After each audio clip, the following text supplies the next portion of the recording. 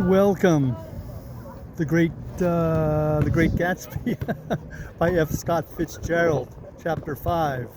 And it turns out after my walk here, I have left my reading spectacles at home. So wish me luck.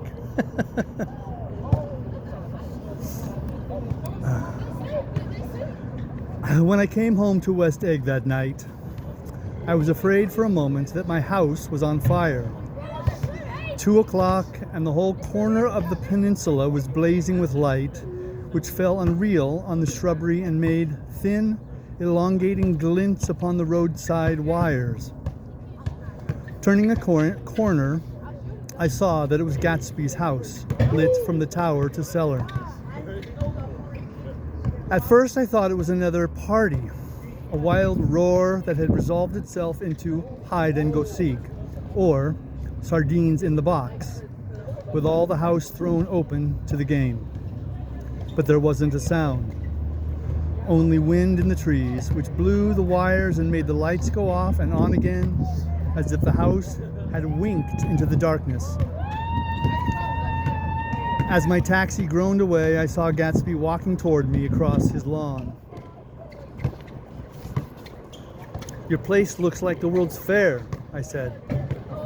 "Does it?" He turned his eyes toward it absently. "I have been glancing into some of the rooms. Let's go to Coney Island, old sport, in my car." "It's too late." "Well, suppose we take a plunge in the swimming pool. I haven't made use of it all summer." "I've got to go to bed." "All right." He waited, looking at me with suppressed eagerness. "I talked with Miss Baker," I said after a moment. "I'm going to call up Daisy tomorrow and invite her over to tea." "Oh, that's all right," he said carelessly. "I don't want to put you to any trouble." "What day would suit you?" "What day would suit you?" He corrected me quickly. "I don't want to put you in any trouble, you see." "How about the day after tomorrow?" He considered for a moment, then with reluctance, "I want to get the grass cut," he said. We both looked at the grass. There was a sharp line where my ragged lawn ended and the darker, well-kept expanse of his began. I suspected that he meant my grass. "There's another little thing," he said uncertainly, and hesitated. "Would you rather put it off for a few days?" I asked. "Oh, it isn't about that, at least." He fumed with a series of beginnings. Why, look here, old sport. You don't make much money, do you?" "Not very much." This seemed to reassure him, and he continued more confidently. "I thought you didn't, if you'll pardon you see, I carry on a little business on the side, a sort of sideline, you understand. And I thought that if you don't make very much, you're selling bonds, aren't you, old sport?" "Trying to." "Well, this would interest you. It wouldn't take up much of your time, and you might pick up a nice bit of money. It happens to be a rather confidential sort of thing." I realize now that under different circumstances that conversation might have been one of the crises of my life. But because the offer was obviously and tactlessly for a service to be rendered, I had no choice except to cut him off there. "I've got my hands full," I said. "I'm much obliged, but I couldn't take on any more work." "You wouldn't have to do any business with Wolfsheim." Evidently he thought that I was shying away from the Gonegtion? Again, I have to look that word up. mentioned at lunch, but I assured him that he was wrong. He waited a moment longer, hoping I'd begin a conversation, but I was too absorbed to be responsive, so he went unwillingly home. The evening had made me lightheaded and happy. I think I walked into a deep sleep as I entered my front door. So I don't know whether or not Gatsby went to Coney Island, or for how many hours he glanced into rooms, quote unquote, while his house blazed gaudily on. I called up Daisy from the office next morning and invited her to come to tea. "Don't bring Tom," I warned her. "What?" "Don't bring Tom." "Who is Tom?" she asked innocently.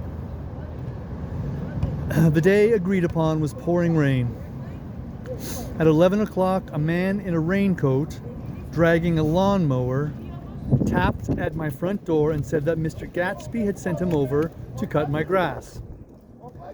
This reminded me that I had forgotten to tell my Finn to come back, so I drove into West Egg Village to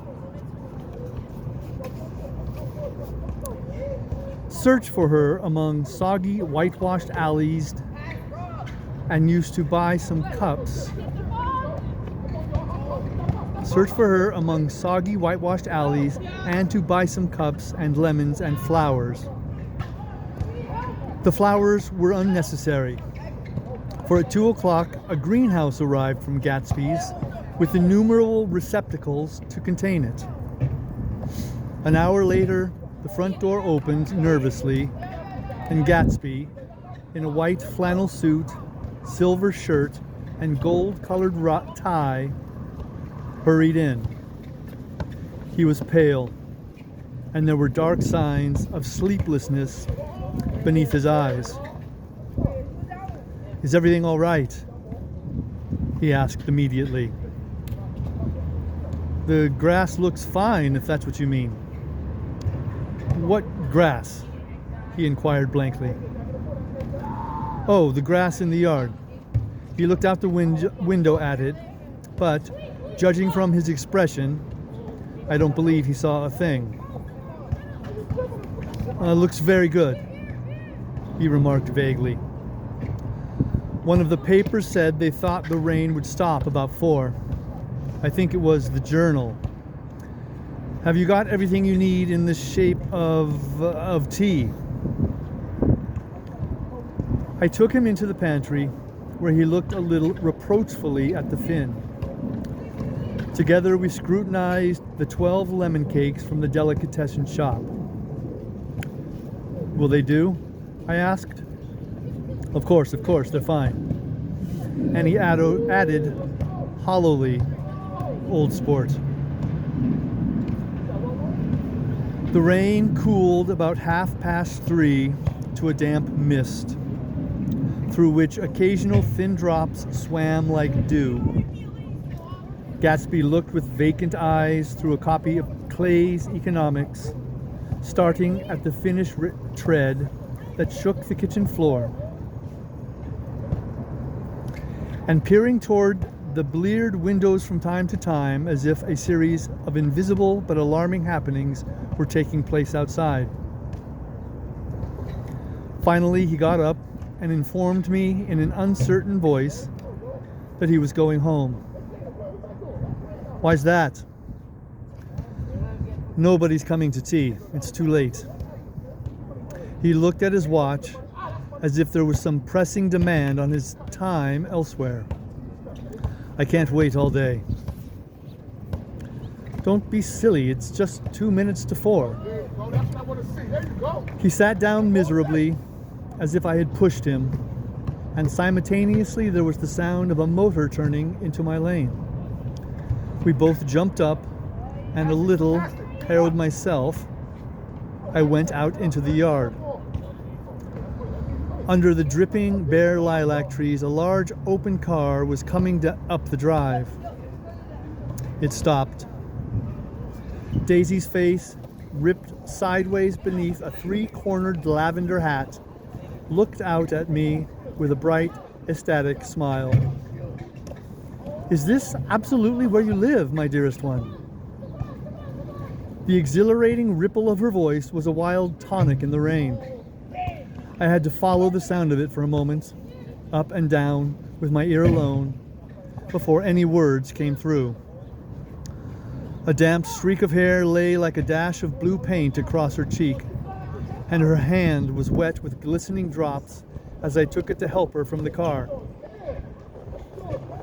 Are you in love with me? She said low in my ear. Or why did I have to come alone? That's the secret of Castle Rackrent. Tell your chauffeur to go far away and spend an hour. I hope the wind is okay. Come back in an hour, Ferdy. Then in a grave murmur, his name is Ferdy. Does the gasoline affect his nose? I don't think so, she said innocently. Why? We went in. To my overwhelming surprise, the living room was deserted. Well, that's funny, I exclaimed. What's funny? She turned her head as there was a light, dignified knocking at the front door. I went out and opened it. Gatsby, pale as death, with his hands plunged like weights in his coat pockets, was standing in a puddle of water, glaring tragically into my eyes. With his hands still in his coat pockets, he stalked by me into the hall, turned sharply as if he were on a wire, and disappeared into the living room. It wasn't a bit funny. Aware of the loud beating of my own heart, I pulled the door to against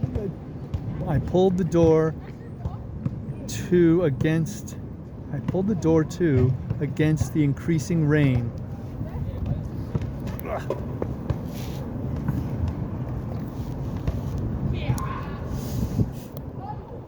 For half a minute there wasn't a sound. Then from the living room I heard a sort of choking murmur and part of a laugh, followed by Daisy's voice on a clear, artificial note.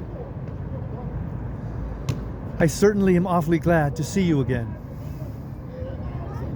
A pause. It endured horribly. I had nothing to do in the hall, so I went into the room. Gatsby, his hands still in his pockets, was reclining against the mantelpiece in a strained counterfeit of perfect ease, even of boredom. His head leaned back so far that it rested against the face of a defunct mantelpiece clock, and from this position his distraught eyes stared down at Daisy, who was sitting, frightened but grateful, on the edge of a stiff chair. We've met before, muttered Gatsby. His eyes glanced momentarily at me, and his lips parted with an abortive attempt at a laugh.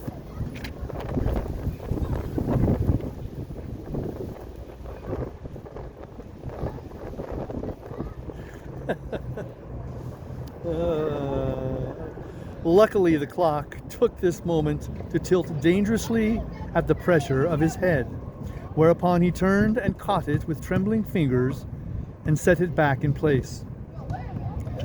Then he sat down, rigidly, his elbow on the arm of the sofa and his chin in his hand.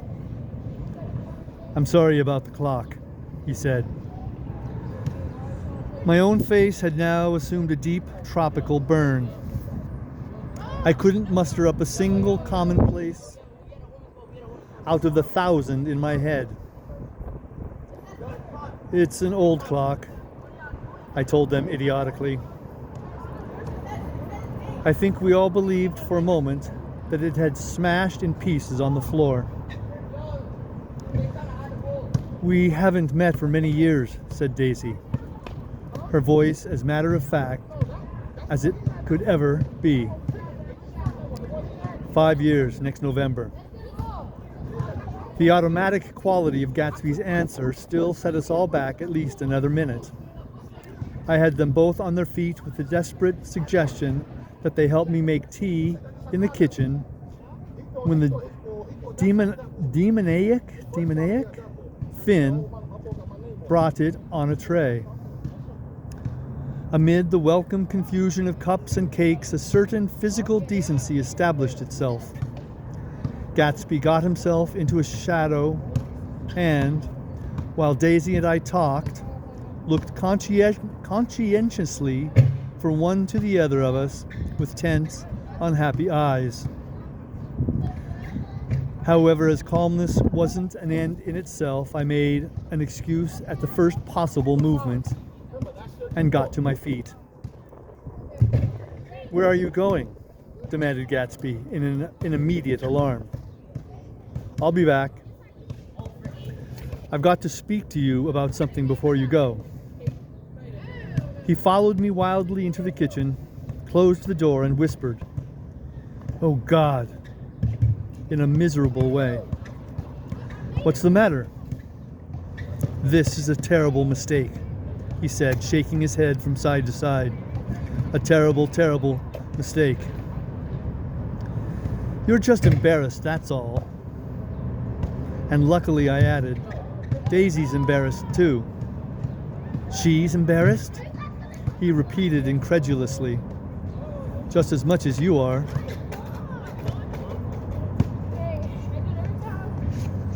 "Don't talk so loud." "You're acting like a little boy," I broke out impatiently. "Not only that, but you're rude. Daisy's sitting in there all alone." He raised his hand to stop my words, looked at me with unforgettable reproach, and opening the door cautiously, went back into the other room. I walked out the back way, just as Gatsby had when he had made his nervous circuit of the house half an hour before, and ran for a huge black knotted tree whose massed leaves made a fabric against the rain. Once more it was pouring, and my irregular lawn, well shaved by Gatsby's gardener, abounded in small muddy swamps and prehistoric marshes. There was nothing to look at from under the tree except Gatsby's enormous house. So I stared at it like Kant at his church steeple for half an hour. A brewer had built it early in the period craze a decade before, and there was a story that he'd agreed to pay 5 years' taxes on all the neighboring cottages if the owners would have had their roofs thatched with straw. Perhaps their refusal took the heart out of his plan to found a family. He went into an immediate decline. His children sold his house with the black wreath still on the door. Americans, while occasionally willing to be serfs, have always been obstinate about being peasantry.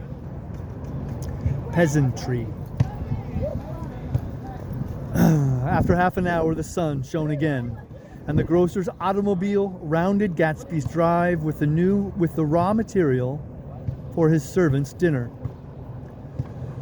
I felt sure he wouldn't eat a spoonful. A maid began opening the upper windows of his house, appeared momentarily in each, and leaning from a large central bay, spat meditatively into the garden. It was time I went back. While the rain continued, it had seemed like the murmur of their voices, rising and swelling a little now and then with gusts of emotion. But in the new silence, I felt that silence had fallen within the house too. I went in. After making every possible noise in the kitchen, short of pushing over the stove, but I don't believe they heard a sound. They were sitting at either end of the couch, looking at each other as if some question had been asked or was in the air, and every vestige of embarrassment was gone.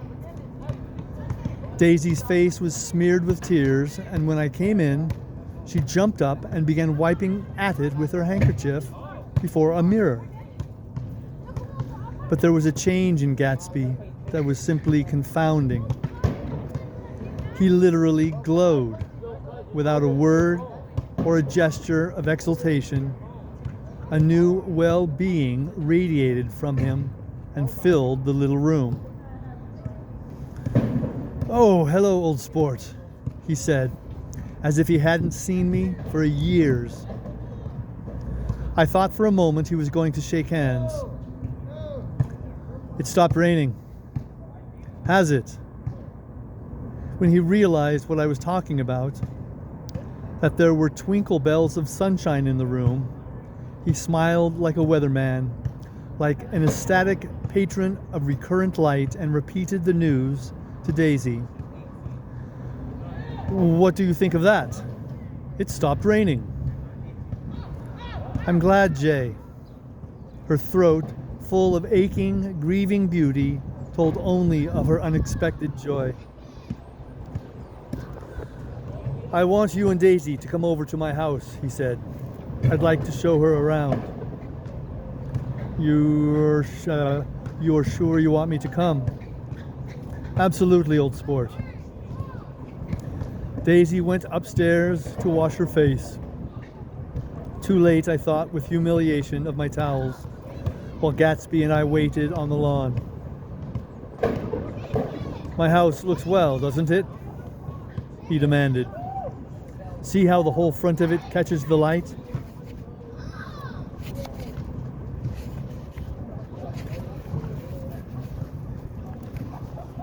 I agreed that it was splendid.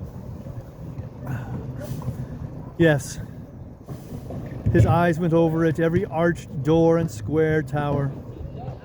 "It took me just 3 years to earn the money that bought it." "I thought you inherited your money." "I did, old sport," he said automatically. "But I lost most of it in the big panic. The panic of the war." I think he hardly knew what he was saying, for when I asked him what business he was in, he answered, "That's my affair," before he realized that it wasn't an appropriate reply. "Oh, I've been in several things," he corrected himself. "I was in the drug business, and then I was in the oil business, but I'm not in either one now." He looked at me with more attention. "Do you mean you've been thinking over what I proposed the other night?" Before I could answer, Daisy came out of the house, and 2 rows of brass buttons on her dress gleamed in the sunlight. "That huge place there?" she cried, pointing. "Do you like it?" "I love it, but I don't see how you live there all alone." "I keep it always full of interesting people, night and day. People who do interesting things. Celebrated people. Instead of taking the shortcut along the Sound, we went down to the road and entered by the big postern."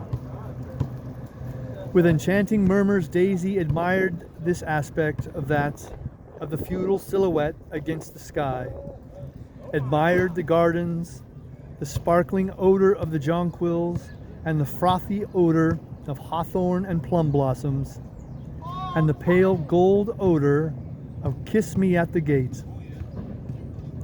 It was strange to reach the marble steps and find no stir of bright dresses in and out the door, and hear no sound but bird voices in the trees.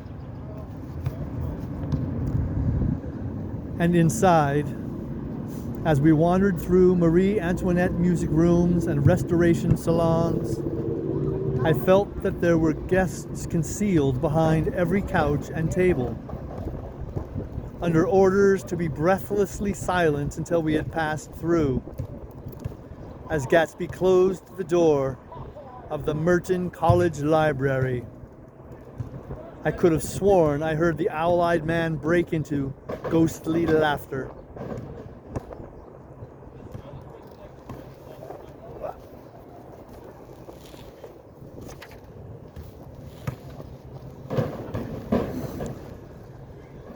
We went upstairs, through period bedrooms swathed in rose and lavender silk and vivid with new flowers, through dressing rooms and pool rooms and bathrooms with sunken baths, intruding into one chamber where a disheveled man in pajamas was doing liver exercises on the floor.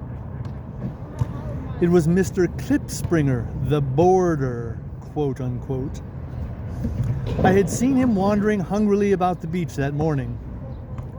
Finally, we came to Gatsby's own apartment, a bedroom and a bath and an atom study, where we sat down and drank a glass of some chartreuse he took from a cupboard in the wall. He hadn't once ceased looking at Daisy, and I think he revalued everything in his house according to the measure of response it drew from her well-loved eyes. Sometimes, too, he stared around at his possessions in a dazed way, as though in her actual and astounding presence none of it was any longer real.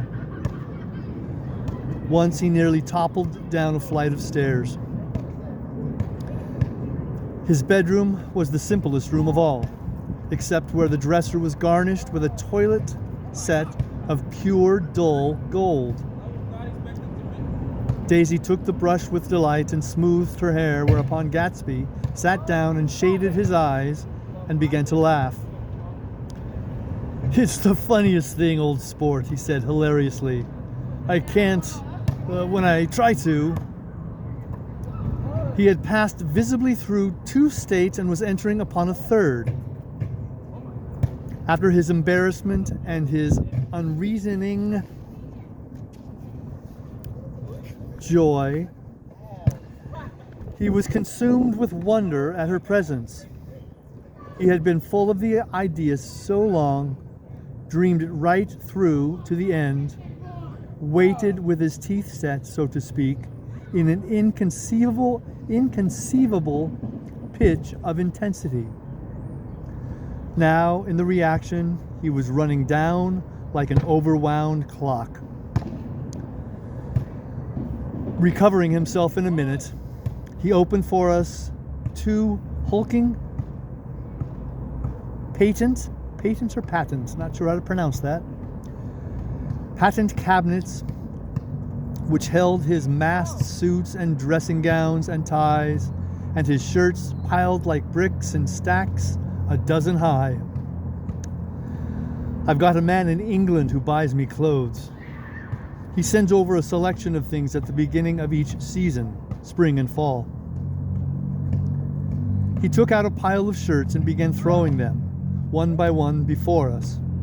Shirts of sheer linen and thick silk and fine flannel, which lost their folds as they fell and covered the table in many-colored disarray. While we admired, he brought more, and the soft, rich heap mounted higher.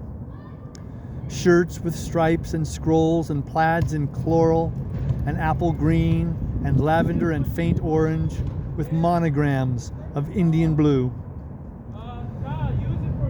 Suddenly, with strained sound, Daisy bent her head into the shirts and began to cry stormily. "They're such beautiful shirts," she sobbed, her voice muffled in the thick folds. "It makes me sad because I've never seen such beautiful shirts before." After the house, we were to see the grounds and the swimming pool, and the hydroplane and the midsummer flowers. But outside Gatsby's window it began to rain again. So we stood in a row looking at the corrugated surface of the Sound. "If it wasn't for the mist, we could see your house across the bay," said Gatsby. "You always have a green light that burns all night at the end of your dock." Daisy put her arm through his abruptly, but he seemed absorbed in what he had just said. Possibly it had occurred to him that the colossal significance of that light had now vanished forever. Compared to the great distance that had separated him from Daisy, it had seemed very near to her, almost touching her. It had seemed as close as a star to the moon. Now it was again a green light on a dock. His count of enchanted objects had diminished by one. I began to walk about the room, examining various indefinite objects in the half-darkness. A large photograph of an elderly man in yachting costume attracted me, hung on the wall over his desk. "Who's this?" That's Mr. Dan Cody, old sport. The name sounded faintly familiar. He's dead now. He used to be my best friend years ago. There was a small picture of Gatsby, also in yachting costume, on the bureau. Gatsby with his head thrown back defiantly, taken apparently when he was about 18. "I adore it," exclaimed Daisy. "The pompadour! You never told me you had a pompadour or a yacht." "Look at this," said Gatsby quickly. "Here's a lot of clippings about you." They stood side by side, examining it. I was going to ask to see the rubies when the phone rang, and Gatsby took up the receiver. "Yes. Well, I can't talk now. I can't talk now, old sport." I said a small town. He must know what a small town is. Well, he's no use to us if Detroit is his idea of a small town. He rang off. "Come here, quick!" cried Daisy at the window.